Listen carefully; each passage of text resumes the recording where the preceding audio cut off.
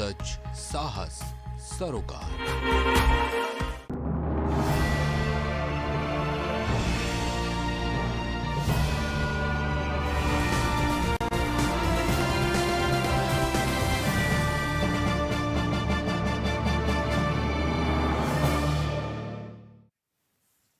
नमस्कार, मैं हूं मुस्कान असमानी और आप देख रहे हैं प्राइम टीवी। रुक करते हैं उत्तर प्रदेश की कुछ बड़ी खबरों की ओर, जहां अखिलेश यादव ने पुस्तक का विमोचन करते हुए प्रेस वार्ता करके यूपी के कई मुद्दे उठाकर सबका ध्यान अपनी ओर खींचा है। लेकिन सबसे अहम मुद्दा रहा सारस का।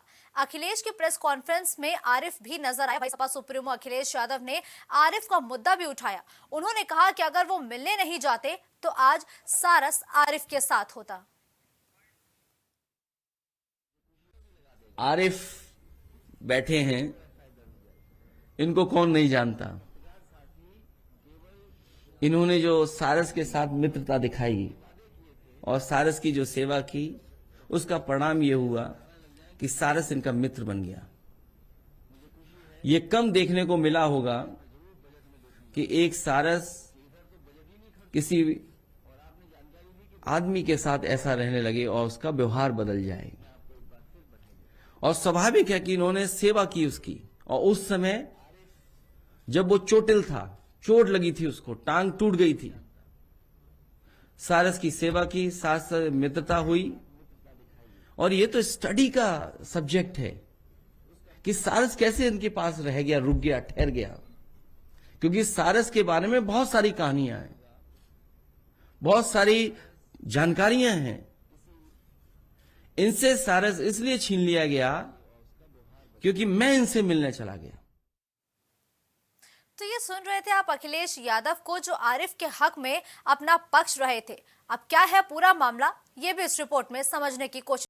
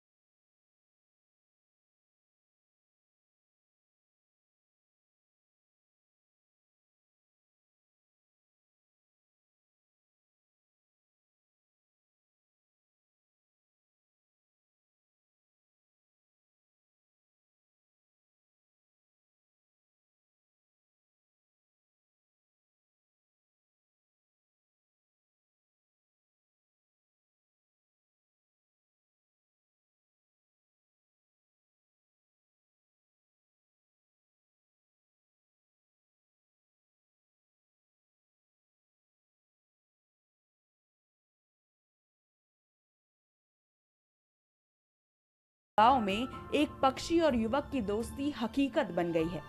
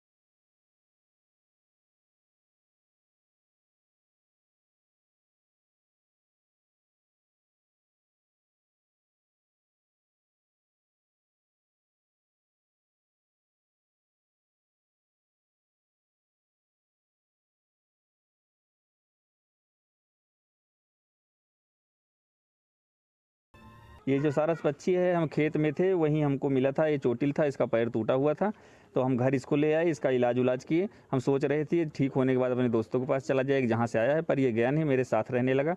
धीरे धीरे हमसे इतना घुल मिल गया है कि जहाँ हम बाइक से जाते हैं ये मेरे साथ चला जाता है, जैसे वापस आते हैं वापस चलाता, 25-30 किलोमीटर तक बाइक से चला जाता है मेरे साथ।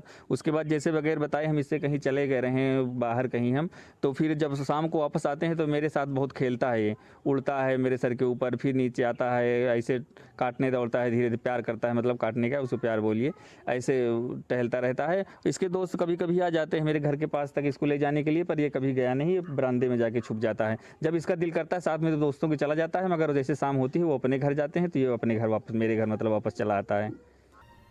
वहीं वन विभाग की टीम द्वारा सारस को ले जाने की जानकारी पूर्व मुख्यमंत्री अखिलेश यादव को हुई, तो उन्होंने भी ट्वीट कर सरकार पर तंज कसते हुए लिखा, वन विभाग की टीम उत्तर प्रदेश के राजकीय पक्षी सारस को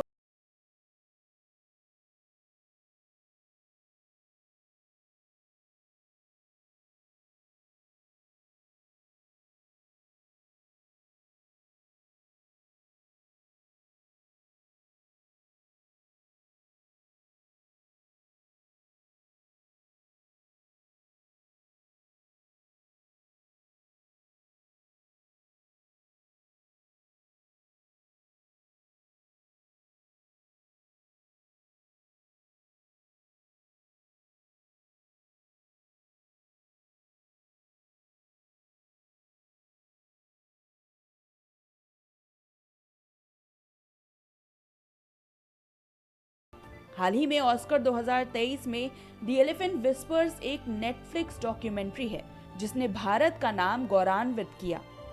इस डॉक्यूमेंट्री में बताया गया है कि वन्य जीवों को इंसान की दोस्ती क्या होती है, क्यों वन्य जीव ही वास्तु तंत्र को नियंत्रित करता है।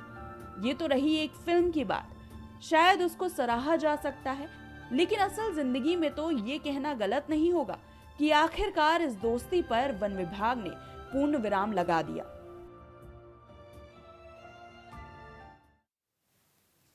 दक्षिण कोरिया के जोगे बौद्ध संघ द्वारा भारत के बौद्ध तीर्थ की 43वीं दिवसीय पदयात्रा के संपन्न होने पर लखनऊ में जोगी संघ के अभिनंदन समारोह का आयोजन हुआ। अभिनंदन समारोह में मुख्यमंत्री योगी आदित्यनाथ शामिल हुए। इस दौरान उन्होंने पदयात्रा के संपन्न होने पर ढेर सारी बधाई भी दी है।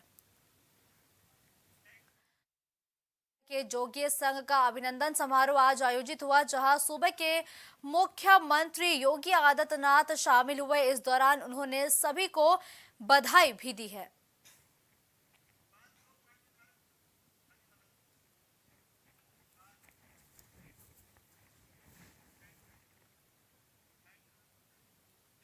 मुख्यमंत्री योगी आदित्यनाथ ने चैत्र नवरात्र के पहले दिन बलरामपुर के देवीपाटन मंदिर पहुंचे, जहां उन्होंने देवीपाटन मंदिर में पूजा अर्चना की, जिसके बाद उन्होंने देवीपाटन मंदिर से महिला सशक्तिकरण रैली को हरी झंडी दिखाते हुए रवाना भी किया है। तो नवरात्र के मौके पर सीएम योगी आदित्यनाथ मां दुर्गा की पूजा अर्चना करते हुए नजर आए। वहीं देवीपाटन में उन्होंने महिला सशक्तिकरण की एक रैली को हरी झंडी दिखाते हुए रवाना भी किया है, जिसकी तस्वीरें आप देख रहे हैं कि सीएम योगी आदित्यनाथ ने महिला सशक्तिकरण को बढ़ावा देने के लिए जो रैली आयोजित की थी उसको हरी झंडी दिखाया, जिसके बाद रैली रवाना हुई है। आज से चैत्र नवरात्रि की शुरुआत हो गई है। वही नवरात्रि में देवी मां की पूजा अर्चना की जाती है।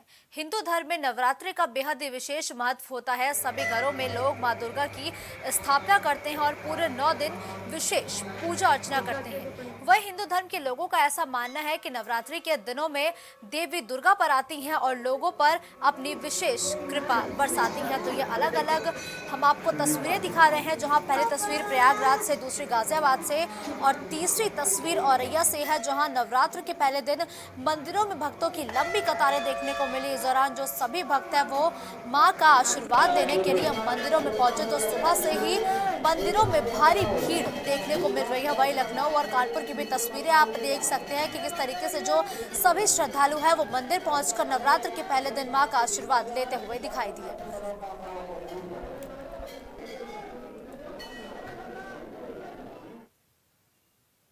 खबर शाहजहांपुर से है, जहां शहर के प्राचीन दुर्गा मंदिर समेत सभी मंदिरों में सुबह से भक्तों का जन सैलाब उमड़ रहा। वहीं मंदिरों में भक्तों द्वारा पूजा अर्चना कर भजन कीर्तन किए जा रहे हैं, जबकि नगर निगम द्वारा सभी मंदिरों में साफ सफाई की विशेष व्यवस्था की गई है। जिला प्रशासन द्वारा सुरक्षा व्यवस्था के मद्देनजर मंदिरों में सुरक्षा कर्मियों की तैनाती की गई है। इसके साथ ही मंदिर कमेटियों के द्वारा मंदिरों को सजाया भी गया है। शाहजहांपुर में नववर्ष के उपलक्ष्य में 1101 भगवाधारियों ने सुंदरकांड पाठ और भगवा रत्न अलंकरण समारोह का आयोजन किया, जिसमें बाबा बखंडीनाथ मंदिर से यात्रा निकाली गई है। यात्रा शहर मार्गों से होती हुई बाबा विश्वनाथ यात्री निवास पर जाकर संपन्न हुई। इसके अलावा विश्वनाथ मंदिर पहुंचकर 1101 भगवाधारियों ने दिव्य और भव्य सुंदरकांड का पाठ किया और धर्म सेवा में अच्छा कार्य करने वालों को सम्मानित भी किया गया। सभी को सर्वप्रथम तो नववर्ष 2080 की हार्दिक शुभकामनाएं। और प्रतिवर्ष भगवा सुंदरकांड परिवार नववर्ष के उपलक्ष्य में चैत्र नववर्ष प्रतिपदा के उपलक्ष्य में ये कार्यक्रम करता है और दिव्य और भव्य 1101 भगवाधारियों द्वारा सुंदरकांड पाठ एवं भगवा रत्न अलंकरण समारोह रहता है बाबा विश्वनाथ मंदिर यात्री निवास में प्रतिवर्ष। और बाबा बनखंडीनाथ मंदिर से ध्वज यात्रा चलती है। बालाजी महाराज से आया हुआ ध्वज सबसे आगे चलता है, पूजित ध्वज। ये ध्वज वहाँ यात्रा में लगाया जाता है और फिर उसके पश्चात यहाँ से हम लोग क्रमबद्ध ढंग से बाबा विश्वनाथ मंदिर पहुँचेंगे और वहाँ पर 1101 भगवाधारी बैठ करके सुंदरकांड का सुंदर सा पाठ करेंगे और अपने धर्म और समाज की सेवा के लिए कार्य करने वाले धर्म सेवकों का हम सब भगवा रत्न देकर के सम्मान भी उसी कार्यक्रम में करते हैं। हरदोई में जीसीपीएल संस्था के सर्वे में पुलिस लाइन को बेहतर स्थान प्राप्त हुआ है। बता दें कि ये संस्था जिनेवा और आईएसओ से प्रमाणित है। संस्था के पदाधिकारियों ने बारीकी से पुलिस लाइन में कराए गए कार्यों को चेक किया, जिसके बाद संस्था के अध्यक्ष ने occupational health and safety management system, environment management और क्वालिटी मैनेजमेंट सिस्टम को लेकर 3 प्रमाण पत्र दिए हैं। पत्र में उन्होंने पुलिस लाइन में बेहतर कार्य के लिए हरदोई पुलिस की सराहना की है और कहा कि मैंने प्रदेश में ऐसे पुलिस लाइन और ऐसा काम कहीं नहीं देखा है। पुलिस लाइन में उत्कृष्ट कार्य के लिए प्रमाण पत्र मिलने पर पुलिसकर्मियों में खुशी की लहर है। GCPL global certification private limited, ये आईएसओ जिनेवा से संबद्ध हैं, उनके द्वारा ऑथराइज किए गए हैं। विभिन्न संगठनों को विजिट करें, वहाँ की व्यवस्थाओं को देखें और यदि वो मानकों पर खरे उतरते हैं तो उनको ये सर्टिफिकेट दिए जाए। इनके द्वारा हमारे पुलिस लाइन हरदोई का भ्रमण किया गया, बहुत ही बारीकी से निरीक्षण किया गया और स्टैंडर्ड्स के ऊपर फिट पाते हुए इन्होंने 3 कैटेगरीज में हमको सर्टिफाई किया है आईएसओ द्वारा, जिसमें कि क्वालिटी मैनेजमेंट है, हेल्थ मैनेजमेंट है और साथ ही साथ इनका है ये इन्वायरमेंट मैनेजमेंट।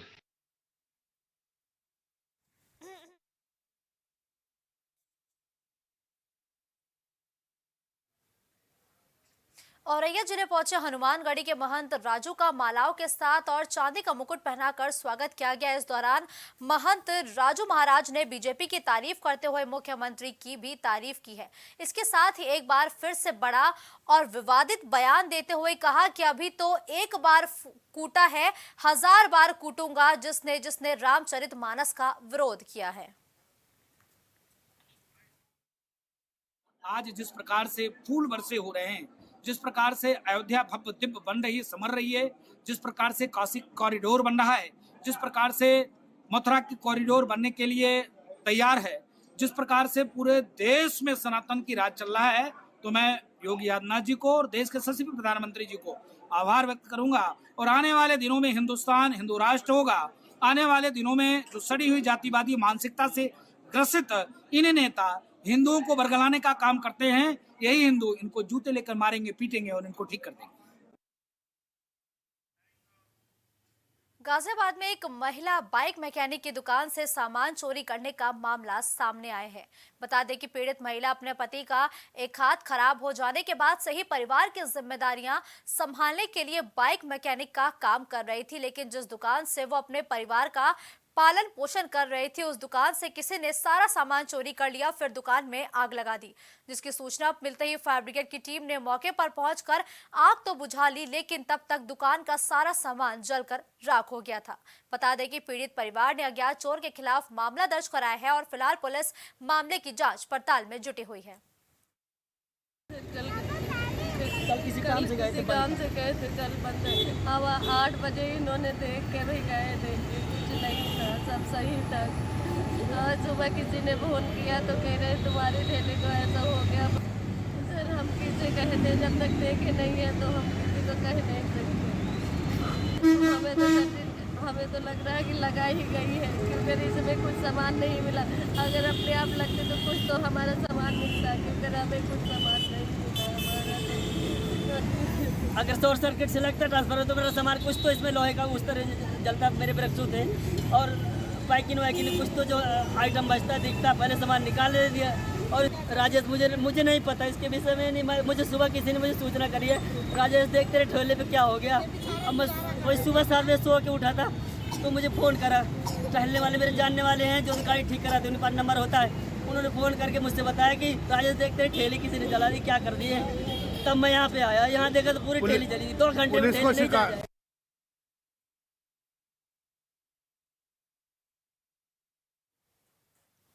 कासगंज में एक अज्ञात वाहन ने बाइक पर सवार 2 लोगों को जबरदस्त टक्कर मार दी। बता दें कि पटियाली कोतवाली क्षेत्र के दरियापगंज बाईपास मार्ग पर एक अज्ञात वाहन ने बाइक पर सवार 2 लोगों को टक्कर मार दी है, जिसके चलते दोनों बाइक सवार गंभीर रूप से घायल हो गए हैं। वहीं राहगीरों ने घटना की जानकारी पुलिस को दी है, जिसके बाद इंस्पेक्टर अमरेश कुमार पुलिस बल के साथ मौके पर पहुंचे और दोनों घायल बाइक सवारों को अस्पताल में भर्ती कराया, जहां डॉक्टरों ने बाइक चालक को मृत घोषित कर दिया और घायल को उच्च चिकित्सालय रेफर कर दिया, जिसके बाद पुलिस ने शव को पोस्टमार्टम के लिए भी भेज दिया है।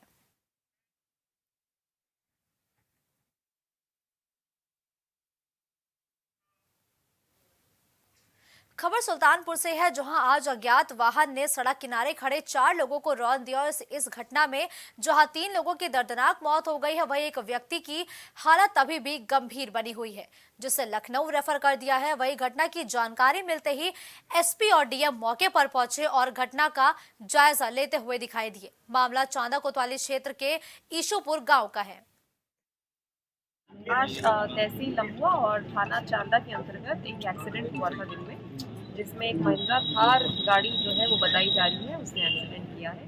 इसमें 2 महिलाओं की और एक पुरुष की जो है वो डेथ हो गई है और एक अन्य व्यक्ति जो है घायल है, जिसको आगे रेफर किया जा रहा है। तत्काल इस घटना का संज्ञान लेते हुए पुलिस और तहसील की तरफ से टीम पहुंची है। मेरे द्वारा और कप्तान साहब द्वारा भी डिस्ट्रिक्ट हॉस्पिटल में जो घायल है उनसे बातचीत की गई है और यहाँ पर भी जो घटना हुई है उसका जायजा लिया गया है। पुलिस लगी है, अपनी कार्रवाई कर रही है। जो इस घटना का करने वाला व्यक्ति है उसको ढूंढा जा रहा है। उन्नाव में एक युवती न्याय की गुहार लगाने के लिए एसपी ऑफिस पहुंची और युवती का कहना है कि अन्नू अवस्थी नाम का युवक अपने साथियों के साथ जबरन उसके घर में घुस आया, उसके साथ गलत हरकत की, जिसके बाद उसने युवती से कहा कि मैंने तुम्हारा वीडियो बना लिया है, अगर तुम मुझे 20,000 रुपए नहीं दोगी तो मैं ये वीडियो वायरल कर दूंगा। जिसके बाद जबरन उसके पास रखे 8,000 रुपए निकाल लिए और जान से मारने की धमकी देते हुए वहां से चला गया। वह युवती का कहना है कि उसने इसकी शिकायत भी की, लेकिन कोई सुनवाई नहीं हो रही है, जिसके बाद वह एसपी कार्यालय पहुंचकर अब न्याय की गुहार लगा रही है। ये हुई है कि अवस्थी है, हमारे साथ छेड़छाड़ बदतमीजी करी है और बोल रहे थे कि आप हमने वीडियो तुम्हारी बना रखी है, आप कहीं बताओगे तुमको जान से मार देंगे और 20,000 रुपये की मांग करी है और थाने जाओगी तो तुम्हें जान से मार देंगे, कहीं भी जाओगी। इस चीज़ की हमने एप्लीकेशन दी है। हमारे घर पे गए, हमको मारा पीटा, छेड़छाड़ करी हमारे साथ। 8,000 रुपये हमारे ब्लाउज के पर्स में रखे थे वो हमारे ले लिए हैं और जो है कोई हमारी सुनवाई नहीं होती, इसी वजह से हमने यहाँ एप्लीकेशन दिया है। यूपी की बड़ी खबरों में फिलहाल के लिए इतना ही। देश भर की तमाम बड़ी और ताज़ा तरीन खबरों के लिए आप देखते रहिए प्राइम टीवी।